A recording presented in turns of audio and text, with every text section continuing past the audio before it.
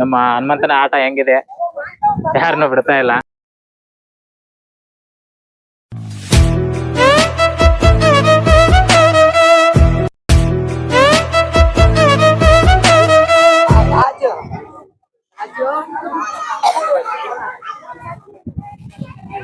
South ಜನತೆ ಹೇಳೋದೇನಂದ್ರೆ, ಇವತ್ತು ನಾವು ಮೈಸೂರು ಬೆಟ್ಟಕ್ಕೆ ಬಂದಿದ್ದೀವಿ.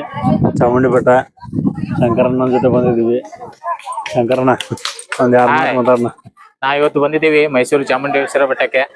ಬನ್ನಿ ಚಾಮುಂಡಿ ಬೆಟ್ಟ ತೋರಿಸ್ತೇನೆ ನಿಮಗೆ. ನಮ್ಮ ಹನುಮಂತನ ಆಟ ಹೆಂಗಿದೆ, ಯಾರನ್ನು ಬಿಡ್ತಾ ಇಲ್ಲ. ಇಲ್ಲಿ ನಮ್ಮ ಕಳ್ಳ ಹನುಮಂತನ ನೋಡ್ಬೇಕು ನೀವು, ಹೆಂಗಿದಾನೆ ನೋಡ್ರಿ. ಇಲ್ಲಿ ನಮ್ಮ ಕಳ್ಳ ಹನುಮಂತ ನೋಡಿ, ಯಾರು ಹೋದ್ರು ಬಿಡಲ್ಲ ಇವನು. ಎಲ್ಲ ಹಂಗ ಬಿಟ್ಟದ ಹನುಮಂತ.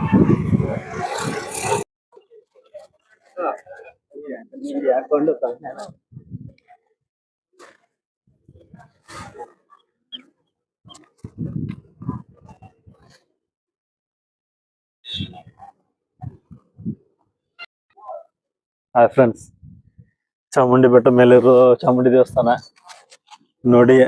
ನಾವು ನೋಡಿದೀನಿ ಒಂದ್ಸರಿ, ಎರಡನೇ ಸರಿ ಬರ್ತಾ ಇರೋದು. ವಿಡಿಯೋ ಫಸ್ಟ್ ಟೈಮ್ ಮಾಡ್ತಾ ಇರೋದು. ನೋಡಿ ಹೇಗಿದೆ. ಶಂಕರ್ನ ನಿಮ್ದೊಂದ್ ಎರಡು ಮಾತು. ಹಾಯ್, ಇಲ್ಲಿ ನೋಡಿ, ಇಲ್ಲಿ ಕಾಣ್ತಾ ಇರೋದ ಇದೇ ಚಾಮುಂಡಿ ಬೆಟ್ಟ.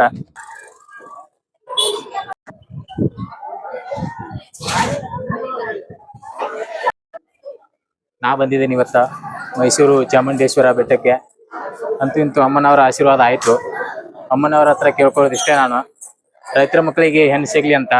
ಆ ತಾಯಿ ಆಶೀರ್ವಾದ ಸದಾ ಎಲ್ಲರ ಮೇಲೆ ಇರ್ಲಿ, ರೈತರ ಮಕ್ಕಳ ಮೇಲೆ ಜಾಸ್ತಿನೇ ಇರ್ಲಿ ಅಂತ ಹೇಳ್ತೀನಿ. ಯಾಕಂತಂದ್ರೆ ಈಗಿನ ಕಾಲಮಾನಗಳಲ್ಲಿ ರೈತರ ಮಕ್ಕಳಿಗೆ ಹೆಣ್ಣೆ ಸಿಗ್ತಾ ಇಲ್ಲ. ಅದಕ್ಕೋಸ್ಕರ ಕೇಳ್ತಾ ಇರೋದು ಒಂದೇ, ಅಮ್ಮ ರೈತರ ಮಕ್ಕಳಿಗೆ ಹೆಣ್ಣು ಸಿಗ್ಲಿ ಅಂತ.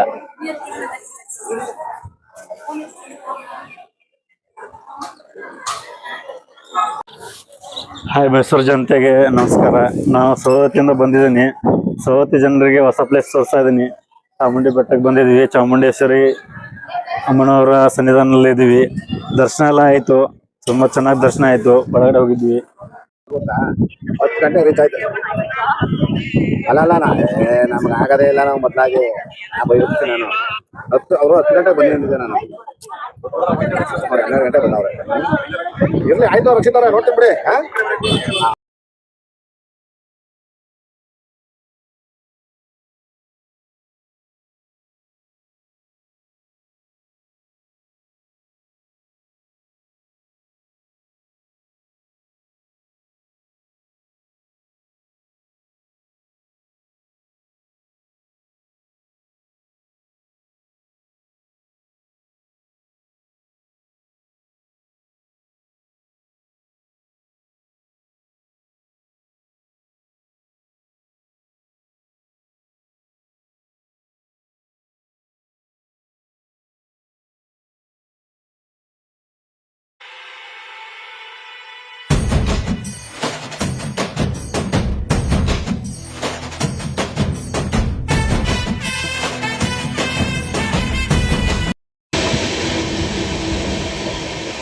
ಧಾರವಾಡ ಬೀಚ್ ಆಗಿದೆ.